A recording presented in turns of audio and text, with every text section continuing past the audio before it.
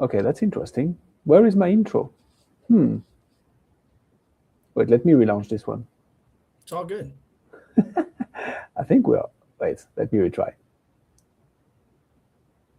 No, that would be okay. Amazing. This is the choices of the direct. So, welcome to Consulting Leaders, the podcast where we talk about the business of consulting. I have Craig here with me. We're gonna discuss his consulting practice. Craig, welcome to the show. Thank you for having me. It is my pleasure. This is the first time that this is happening, but this is, this is us. This is the true authentic. Some things don't work live, and we're gonna make it work regardless. What got you into consulting, Craig, and how did your early experience in MedTech shape that path? Yeah, so for the last 24 years, I've been a W-2 employee. Started out with my own medical distribution company when I was 19. I was a sophomore in college and started selling medical devices in between classes, and did that for about 2.5 years, and then went to work with one of the largest medical healthcare companies in the world, a division of Johnson and Johnson. Was with two specific startups within Johnson and Johnson, and then after about 9.5 years with Johnson and Johnson, I went to my first venture capital finance and supported startup company, and have been doing that ever since. And then 5 years ago, decided to start an official consulting company because I was getting asked on a regular basis to help out with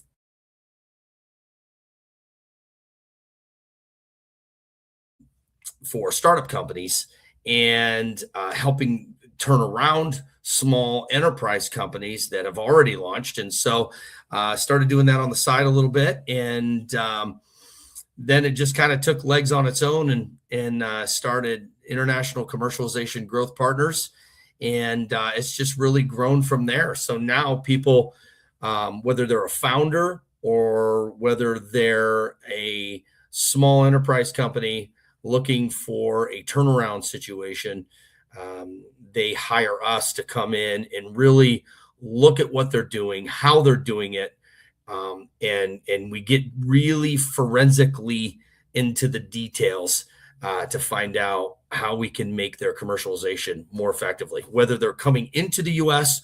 or whether it's a U.S. company that's going out to Europe, Middle East, Africa, Asia, and South America.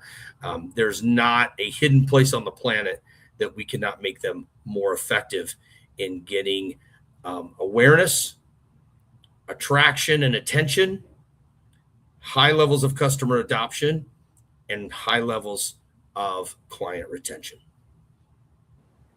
That is a pretty strong promise. Um, how did you get Very there? strong. I mean, how do you end up knowing? I don't know. I don't even know the exact number of countries there are out there, which shows how sub-educated I am. But something around 200-ish, right? How? Roughly, there's about 213 countries, or I might be Okay. off by a handful, but it's a little over 200 countries worldwide. Um, but there's consistencies from one country to another. Okay. People are people. People buy and purchase products in a very similar fashion. What the corporate world has struggled to find is, how do we create as a company, again, whether you're a startup company that has yet to launch their product into the market, or if you're a company that has already launched your product or service into the market, but you're not getting the high levels of customer adoption that you thought you would get. It all comes down to how people buy. And I created a 4-part framework that I teach companies when they hire my company. I teach them this 4-part framework: awareness, attraction, adoption, and retention. Well, what does that mean? If a company, let's just say a startup company, if a startup company create high levels of company and product awareness. They will not create high levels of attention and attraction. Those are the first two things a startup company has to do before they hire anybody to start selling the product. It does a couple things. Number one, it saves money and it saves a burn rate. But the second thing it does is it creates a national level awareness and attention that creates attraction, because your specified target market prospect, right, that would potentially turn into that customer, is getting to know the company. They're getting to become aware and know the product or service that's getting ready to be released to the market for them to buy or purchase. And if you do it right and you create high levels of awareness, you're automatically going to create high levels of attention and attraction. And when you create high levels of attention and attraction, you automatically create high levels of customer adoption. Well, customers buy once, twice, 3 times, maybe 4 times. But your goal is to convert that customer into a long-term client and retain them. Customers buy once or twice, clients buy over and over and over and over again. And if they have a wow experience as a customer, you're going to retain them for the long term as a client. And when you talk about, or not, when anybody talks about large strategics, large billion-dollar companies, there's only about 3,500 companies on the planet that have $1 billion in annual revenue or greater. And that's a statistic that shocks people. But that statistic is well supported by publicly traded investment, banker companies like Goldman Sachs and people like that. But it's also validated by the Department of Treasury, right? It's also validated by large private equity companies like KKR, Apollo, BlackRock, right? Or Blackstone, right? All that. And so the key with that is that we have to get to realistic numbers in what we're dealing with in business, because the vast majority of people in the corporate world, they don't know their numbers because they don't have to know their numbers, right? If you're with $1 billion company or greater, they've already created the awareness. They've already created the attention and attraction, right? So they don't have to fight for that awareness and attention. But small startups and small enterprise companies do, which is why they cannot commercialize like the large strategics. And yet, 9 out of 10 companies, what do? They commercialize their startup products from their startup company, just like the large strategics. And we wonder why there's a 77% failure rate with companies in the United States. And this is just United States talking, 77% failure rate, where these companies are permanently shutting their doors within their 8th to 10th birthday. 55% of these companies, still well-funded through venture capital and family office investments, but they're shutting their doors at 5 years or sooner, and that's 55% of companies. So out of 33.8 million companies with 500 employees or less, that's considered a small business according to the U.S. government and the Department of Treasury and the IRS.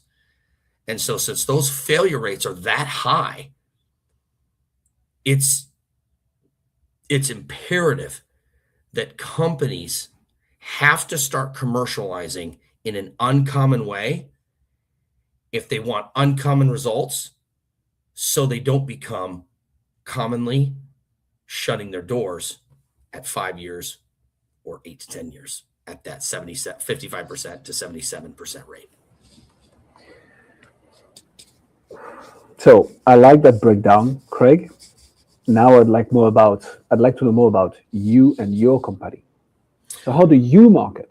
Yeah. How do you advertise? How do you create awareness and attract? Yeah. So we don't do any advertising.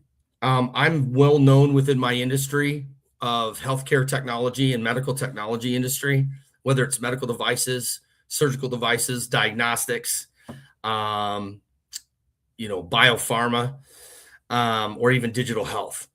I'm very well connected within our industry. And I'm very fortunate that I don't have to advertise, but I do on a regular basis get invited to speak at conferences. I get invited a lot on podcasts. I get invited a lot to talk.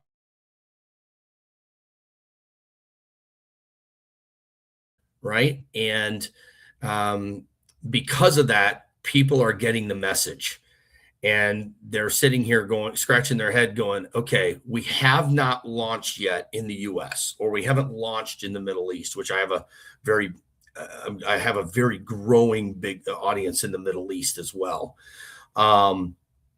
Helping companies go from the US to the Middle East, Europe, Asia, Africa, the EMEA, and then taking some of those companies over there and bringing them to the US. And I think because of the message that I talk about, people go and they research it and go, wow, he's very accurate. He's not embellishing. He's not manipulating, right? Everything that comes out of his mouth can be substantiated from a very well supported source. And so I've been very, very fortunate where I haven't had to advertise. But I am very active on social media, especially LinkedIn. A little bit on Instagram, a little bit on Facebook, even though Facebook's more personal stuff for me, TikTok, stuff like that. But my biggest business social media is an app called QP and an app called LinkedIn. So that's how I create a lot of that awareness and attraction. I like how you start the sentence with, I don't advertise. And then you end up walking through some of the best practices to actually advertise a consulting practice, which is branding. Like, you need to build trust. You need to build authority. You need to build awareness as a B2B coach and consultant. And the channels that you mentioned are, we live by those. So very much agree that this is where consultants needs to be seen. How do you tie that with, hey, we can help you, do the AAAR? I've noted the acronym, Awareness, Attraction, Adoption, Retention, in those 193 countries I just checked whilst listening to you. Was it 193? Okay, perfect. Yeah, we were not too far off. So, we were both off a little bit. Exactly. So how do you go from that, from this awareness, from this branding, right? From being known in the space to signing a deal? Because it's are two very different things. So how do you trigger a first conversation? How do you trigger a sales conversation? How does that lead to an SOP, an SOW, a letter of engagement? How do you do sales, Craig? So I go back to the basics. Selling is nothing more than asking the right questions that creates a disruption in the prospect's brain to make them first say in their mind, and it's all subconscious, A, I want to learn more, and B, how am I going to benefit if I purchase this product or service? Consultative selling nowadays in 2026 is one of the worst and most ineffective selling methods now. And the reason being is consultative selling has been used for over 50 years, if not a little bit longer. But what we go back to some of the earliest models of professional selling. Number one, the vast majority of people that sell don't know how to sell. They know how to pitch. They know how to present. They know how to talk until they're blue in the face, but they really don't know how to create emotional persuasion dialogue. Amen to that. Consultative selling does not create emotional persuasion, conversation, or dialogue. Yeah. And that's why consultative selling is not working anymore, because the minute somebody asks a standard question, the prospect already knows the objection before the question is asked. So what has to happen is you have to use a different way of putting words and sentences together that disrupt the neuro pathways to where the standard objection doesn't generally come up, because the question is asked in a way that the prospect is not expecting. And so I don't teach people how to sell. That's not my thing. I will help them, and I will help and teach them how to sell if that's what the company executives want us to do. But we're not a sales training company. We're a commercialization. So there are 10 components of commercialization. Selling is only one of the 10. And so from a selling standpoint, a lot of stuff needs to happen before salespeople or sales professionals go out and start knocking on doors and evangelizing the product or service that they're providing to the market. And that's what a lot of companies, the vast majority of companies, don't understand, is that they think this is what most startups, at least in my industry of the healthcare and medical technology world, they'll get $10 million, $15 million in venture capital or family office institutional investment funding, and they'll go out and they'll hire a bunch of sales reps. So the sales reps, instead of doing their job in selling, they first have to go out and create the awareness. They have to create the attention, and they have to create the attraction, because that wasn't done 15 months before the product got US FDA approval or EU MDR approval to go start marketing and selling it in Europe or the United States or any other country. And so the sales reps are automatically behind, because the vast majority of the prospects haven't heard of the company, haven't heard of the product or service, and don't know why they would want it or use it. So the sales reps are basically being the evangelists before they could actually be the salespeople. It's the worst decision that corporate can make, that a company can make, a founder can make, a CEO can make, right? And you look at the VPs of sales or chief sales officers or even chief commercial officers, and they're trying to help create an environment to get more prospects, convert more prospects into paying customers, and then paying customers into paying clients. And it's not working from a consultative selling standpoint. And so that's why salespeople should not be doing marketing's job, and they should not be doing the full commercialization package. They should just be focused on selling, but they can't, because prospects don't know who the company is, what the product is, or what it does for them. So I like that. I'm going to put a bit of consulting flavor onto this, if I may, Craig. I think you're spot on. It's funny to see, the link between what you said around people are people. So of course you're going to have to adapt to different cultures, way to buy, way to pitch and so on. But people are people, and I think same thing goes for sales. I think most consulting firm owners, even the bigger consulting firms, like not just the solo practitioners, they don't know how to sell, but because they never had to. Usually when you start a consulting practice, you get business because, like you, Craig, you're pulled into this. Like people are literally asking for it. You're demand-based. So like, sure, I'll do it. And then you do a good work. People like it, engage with it, refer you to other people. And I'm talking to you, but like through you. And consultants typically build their practices from the ground, thanks to referral in the first place. And again, I've talked to people who have built like multiple 7-figure a year businesses purely on referrals.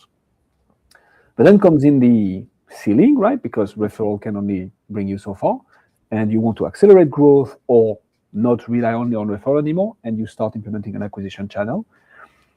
And then you face what is a cold lead versus a referred lead who already went through the pain points, already went through problem awareness, already went through solution awareness, already considers you as an authority and trusts you because by proxy they asked someone they knew and trusted for someone who could help.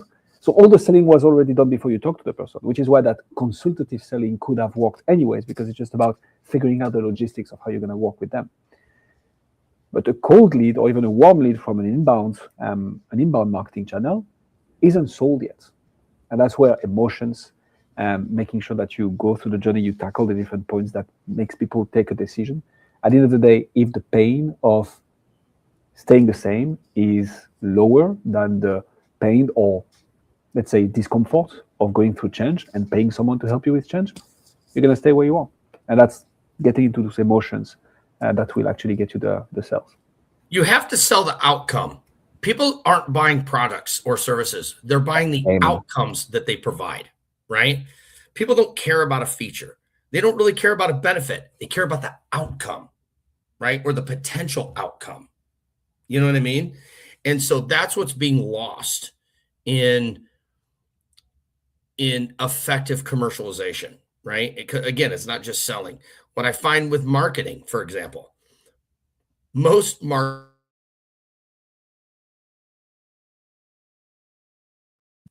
they put a bunch of brochures together. They'll put together a program to invite everybody in, and it's stale, right? At least in my industry, it's really stale.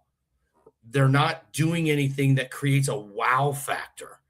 They're relying on the product to be a wow factor alone. Well, the product or service, when it works and it works well, that's going to create a portion of the wow factor. But some of the wow factor is the leading up, right? So here's an example.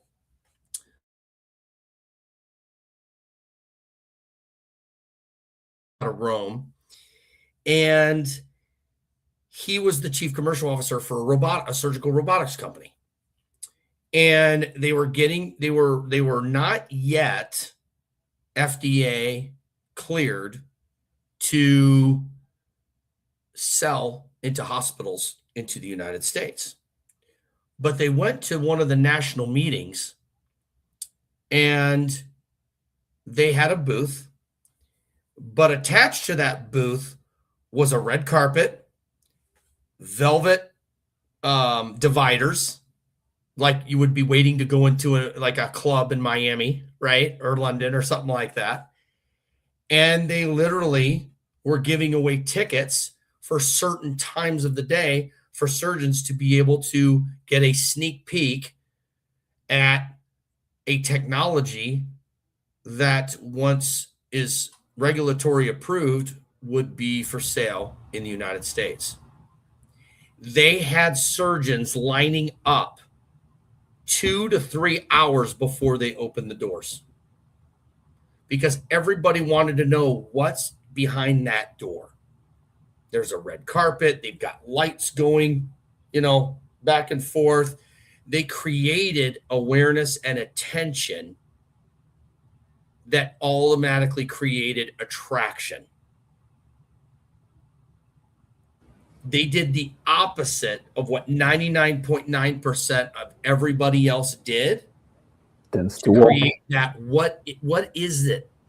Mm-hmm. Everybody's like, what is that? What is that? I'm interested in learning more. They created an uncommon curiosity. And that company is flourishing today. Mm-hmm. Here we go. And they did the opposite of what everybody else does. It's so funny, but this tends to work, right? This usually tends to work as long as you do it morally and ethically and it doesn't breach anything. But it's like someone invents something new, they get some results from it. Everybody, or a vast majority of the market copies it. And because everybody does it, the value decreases. And then it's because you do something new, something a bit scroll stopping, or do I say not disruptive, but Contrarian. yeah, that stands out. Exactly. You're like, huh. And now you have the attention. And it's like converting this attention into deals that actually makes money, but you need to start with the attention. I will tell you, in my industry, people are scared to do that. They're absolutely terrified. They say they're not. Why is But that? when you ask them to do some actions that are unconventional, Mm-hmm. they're scared to death. They don't want to do it. Why is that? Because it goes against the grain. Nobody has been even Education in the fired. United States, for example, teaches people how to be employees, not critical thinking business owners. They teach people how to be a yes person instead of having critical thinking skills and pushing back on status quo. No. You're not going to be very popular in corporate America if you push back to the people in leadership. When in fact, the people in leadership should be so comfortable with their skill set that their ego doesn't get in the way. They should welcome the friction, because the blade of a knife does not get sharpened without friction. So just like in weight training, the human body has resistance, so the body ends up getting stronger. The mind is the same way. We don't need more initials behind people's names. We need more effectiveness in business. In 2026, we have on this planet, there's 8 billion people on this planet. We have more people that are formally educated with high levels of education. We don't need more intellect. We need more common sense effectiveness in business, because the data isn't changing when it comes to businesses that are failing. Fair enough. Talk to me about what's changing for you, Craig. So I like the way you do business. I like the way you do branding, aligned on selling. I actually like the little chat around this. I think it's important for also consultants to understand the difference between never having to sell versus selling when you have an acquisition channel. Talk to me about the one nut that you're trying to crack right now, that you know once you crack, you're going to take the whole thing to the next level. What would that be for you? And we cannot add countries to the world. Oh, although I'm not going to get political here. But what is it for you? So I'm really branching out of the United States. I'm still helping a lot of companies come into the US. Okay. And I'm trying to teach them that the minute that you want to launch in the US,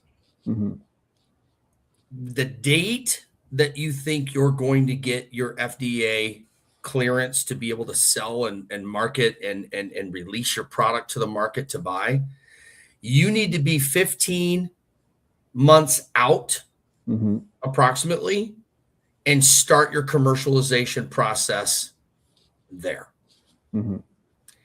You have to be able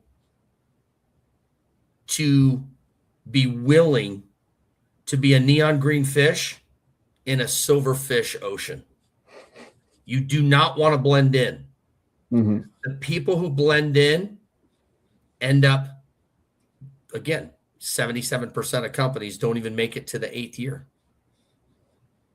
55% of the companies don't even make it to their 5th year. So you have to be willing to consult and give actionable strategies and tactics that will disrupt the mind and the normal buying process in the mind of your prospect, so that they see the value of the product or service you're offering, and they have to see themselves achieving the outcome that you're communicating to them. This is where it's really critical that you don't lie, you don't embellish, you don't manipulate. And yet, what do we see probably 90% of the time? Embellishment, lying, manipulation. And people wonder why they don't have any trust. Right? Real trust takes a long time. I trust very few people. I will not trust somebody immediately. However, I will trust them enough if they can show me valid support in what they're offering to the market. Mm-hmm. Now, can that be manipulated and lied and made up as well? Absolutely. But we have to have at least something, right? And you can have a conversation with somebody to know if they're telling you accurate, 100% factual truth, Mm-hmm. or if they're just full of it, to be quite frank. I like that. That's why you look at high net worth serial entrepreneurs. Mm-hmm. The vast majority of the time, they know if they're going to hire somebody within 2 interviews. They don't waste their time on 4, 5, and 6 interviews. It's a waste of time. But companies who want to just go through the process and massage the process and 5, 6, 7 interviews, those people aren't good at business. They think they're great at business, but they're not, because they're not incorporating the speed of implementation. The goal is not to hire somebody, for example, super fast. The goal is to identify, is the person going to do the job or not? Then you got to figure out within 1 interview or so if they're going to be a culture fit. But culture fit can be manipulated. Are they too old? Are they too young? Are they going to be a yes man or woman? Or are they going to push back too much? Right? At the end of the day, you want competent people doing the work. You don't want a bunch of robots that just blind obedience. And so what I tell companies when I'm consulting with them is I take the advice from my business coaches, right? I've paid well over $300,000 in the last 20 years to be coached by some of the world's most of the wealthiest serial entrepreneurs that came from virtually nothing.